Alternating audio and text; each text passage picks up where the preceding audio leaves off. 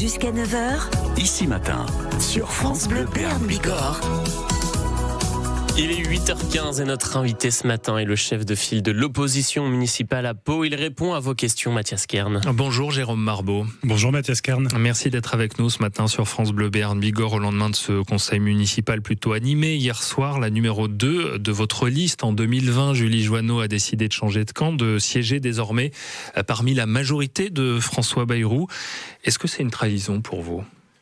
C'est une trahison pour les électeurs de 2020, parce que lorsqu'on se présente au suffrage universel, et c'est ça qui est le plus important dans une démocratie, on lit en quelque sorte un contrat avec les électeurs. Et ce contrat, lorsqu'on change de camp, il n'est pas respecté.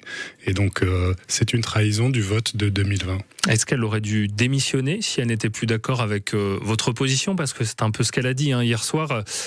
Clairement, elle vous met en cause, c'est ce qu'on va entendre. Oui, je fais le choix de quitter une opposition en tout point stérile, incohérente, décousue et profondément désunie pour rejoindre une équipe vaillante, valeureuse, et qui, tous les jours que Dieu fait, se lève et travaille pour améliorer le quotidien des Palois. Réponse, Jérôme Marbeau. Il y a beaucoup de choses à dire. D'abord, ce sont des mots qui lui appartiennent et dont elle assume la responsabilité. Mais elle vous met en cause, clairement. Elle me met en cause, mais vous savez, moi j'ai toujours pensé que une équipe politique, une liste politique, c'est une équipe. Et que donc chaque membre doit prendre sa part dans le travail de cette équipe. Je ne suis pas persuadé que Madame Johannin ait pris la part qu'elle devait prendre dans cette équipe. Donc avant les reproches, il faut savoir ce qu'on est capable soi-même de faire. En l'occurrence, elle était très absente aux conseils municipaux et aux conseils communautaires. Elle n'a pas beaucoup participé au travail collectif. Et donc, moi, je veux bien entendre que j'ai des défauts. J'ai sans doute quelques qualités aussi. Et une de ces qualités, je pense, c'est de respecter l'autonomie des uns et des autres. Et donc, c'est à chacun de prendre ses responsabilités et d'assumer le travail encore une fois, les électeurs lui ont confié. Et effectivement, lorsqu'on ne se sent plus bien dans une équipe, on démissionne. Moi, je n'empêche pas Madame Johannin de changer d'avis, mais il faut qu'elle aille jusqu'au bout de la démarche. À ce moment-là, qu'elle aille construire une offre politique différente et qu'elle nous montre ce qu'elle est capable de faire. Surtout, Jérôme Marbeau, si on rembobine un peu, en 2020, on se souvient qu'elle avait était hésitante, C'était d'ailleurs les mots hier soir de Jean-François Blanco qui est à vos côtés. Elle avait dit pas mal de choses positives sur François Bayrou. Est-ce que vous regrettez finalement de l'avoir placé numéro 2 sur votre liste à l'époque ? Non, je n'ai pas de regret parce qu'en 2020, ça a été une rencontre, qu'elle avait tenu des paroles très positives à l'égard de la démarche que je conduisais à l'époque et qu'elle semblait pleinement s'inscrire dans cette démarche. Et encore une fois, elle a le droit aujourd'hui de ne plus se reconnaître dans cette démarche. Mais c'est cette démarche-là qui l'a fait élire en 2020. Et donc, la conséquence logique de cet éloignement, c'est de démissionner. Or, ce n'est pas ce qu'elle a fait et c'est ça que je déplore. Un dernier mot et après on passera à un autre sujet. Tout de même, il y avait 11 élus d'opposition. On sait évidemment, quand on perd les élections sur ce genre de scrutin, que la marge de manœuvre pour l'opposition est déjà faible. Vous avez l'impression qu'aujourd'hui, il y a 2 élus qui ont changé de camp depuis 2020, que l'opposition est encore affaiblie ce matin ? Vous savez, c'est toujours très difficile d'être dans l'opposition et surtout dans l'opposition municipale parce que le mode de scrutin municipal fait que la minorité est réduite à portion congrue puisque ça n'est pas à la proportionnelle stricte et que le nombre d'élus est très faible par rapport au score qu'on peut faire. Ma liste avait fait 45%. En 2020 et nous n'avons pas eu 45% des élus. Il y a une sorte de prime au vainqueur en fait. Il y a une prime au vainqueur puisque le vainqueur prend en fait la moitié des sièges et la deuxième moitié se partage à la proportionnelle. Donc il a quasiment 3/4 des sièges même s'il ne fait que 51%. C'est difficile d'exister aujourd'hui pour vous ? Non, face à François Bayrou, face à cette finalement majorité bien installée, en tout cas qui semble bien installée? C'est pas difficile dans la mesure où les valeurs qu'on a défendues en 2020 sont claires et nous continuons à nous battre pour l'autre vision de la ville que nous avons défendue en 2020. Donc de ce point de vue-là, c'est pas compliqué. Après, c'est compliqué numériquement parce qu'évidemment, nous sommes en minorité au conseil municipal et donc pour se faire entendre, c'est difficile. Mais vous avez aussi entendu que l'opposition municipale n'est pas avare des prises de parole et que nous profitons du conseil municipal pour justement faire entendre notre voix et notre autre vision de la ville. Et justement, hier soir, vous avez parlé de cette situation dans ce centre d'accueil des demandeurs d'asile, le Prada, donc au nord de Pau, dans cet ancien hôtel Formule 1. Ça fait 7 ans qu'il a été transformé pour accueillir ces demandeurs d'asile. Vous demandez que la municipalité joue son rôle?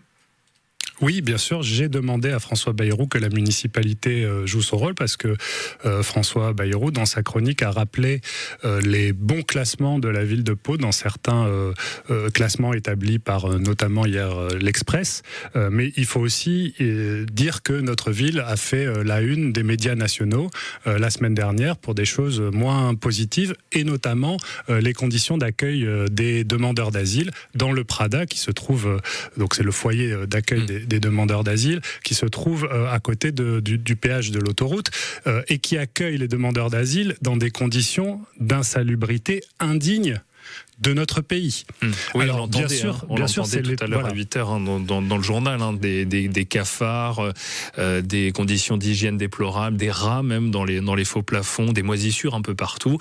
Qu'est-ce que la ville peut faire dans ces cas-là? Alors, je sais très bien que c'est l'État qui est responsable de l'accueil des demandeurs d'asile et des conditions dans lesquelles ils sont accueillis, mais le maire est une autorité qui a la police de ce qu'on appelle la salubrité publique. Et donc lorsqu'un lieu d'accueil, même s'il est privé, puisqu'en l'occurrence il s'agit d'une entreprise privée ou parapublique, mais en tout cas, même s'il est privé, le maire a une autorité pour rétablir la salubrité publique. Et lorsqu'un lieu est insalubre, le maire a les pouvoirs d'agir, notamment d'envoyer ce qu'on appelle le service communal d'hygiène et de sécurité, qui est envoyé sur tous les lieux d'habitation privés et qui peuvent faire l'objet d'une inspection. Et donc là, le maire a le devoir de faire une inspection et de vérifier les conditions dans lesquelles les demandeurs d'asile sont accueillis dans notre ville. C'est, je dirais, de l'honneur de notre ville de se préoccuper de cette question-là, mais c'est le devoir d'humanité,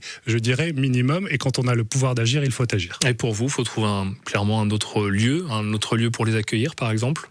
Ce serait une solution, ou en tout cas faire des travaux? En tout cas, il faut faire des travaux. Il faut que ce lieu ne reste pas en l'état, parce que vous l'avez rappelé parfaitement, les conditions dans lesquelles les demandeurs d'asile sont accueillis sont vraiment déplorables. Donc il faut au moins faire les travaux pour remettre un peu de dignité dans tout ça. Et puis surtout, il faut aussi, ça c'est une question plus générale, que les associations qui s'occupent des demandeurs d'asile aient plus de moyens pour agir et plus de temps aussi pour encadrer l'accueil de ces demandeurs d'asile. C'est aussi une question de bonne intégration des demandeurs d'asile dans notre société. Moins on s'occupe d'eux, plus on les laisse à l'écart, plus les problèmes vont se multiplier. Et notre société, notre pays doit faire cet effort-là pour que tout se passe bien entre tout le monde. Jérôme Marbeau, hier soir, il a aussi été question dans ce conseil municipal des orientations budgétaires. Est-ce qu'il faudrait davantage se serrer la ceinture à vos yeux, alors qu'il y a des chantiers, on sait qu'il y a une épineuse question, notamment pour un bâtiment qui est pas loin d'ici, place Clémenceau, les Galeries Lafayette. Il y a encore de vastes chantiers à venir dans la ville. Quelle est votre vision, vous, pour ces prochaines années ? Alors déjà, c'est que nous n'aurons pas le choix de nous serrer la ceinture puisque le gouvernement Barnier actuel nous promet 5 milliards d'économies sur le dos des collectivités locales. Alors même si le Sénat a l'intention vraisemblablement de ramener ce chiffre à 2 milliards, il faudra que chacune des collectivités locales fasse attention. Et fasse plus qu'attention, c'est-à-dire coupe dans certaines dépenses. Moi, je soutiens le projet de rénovation des Galeries Lafayette sur un portage public tel qu'il est présenté, sauf que hier soir, nous n'avions aucun élément sur à la fois le budget global et le phasage de ce chantier. Et donc c'est là que j'ai attiré l'attention de la majorité, c'est-à-dire qu'on ne peut pas se prononcer, faire des chèques en blanc sur des projets qui ne sont pas ficelés. On manque de garantie finalement sur ce dossier ? On manque de précision et on manque de certitude sur ce dossier. On sait que c'est un dossier compliqué, mais c'est un dossier central pour le renouveau de notre ville. Et donc, afin de faire des choix utiles, le plus utile possible pour notre ville, dans justement ce contexte budgétaire contraint dont on parlait à l'instant, il faut qu'on ait tous les éléments. Et quand on n'a pas tous les éléments, on navigue à vue. Et c'est là que, en général, on heurte l'iceberg. Merci beaucoup d'être venu ce matin à ce micro. Jérôme Marbeau, je rappelle donc que vous êtes chef de file de l'opposition municipale à Pau. Merci de m'avoir reçu. À vous. Merci. Au revoir.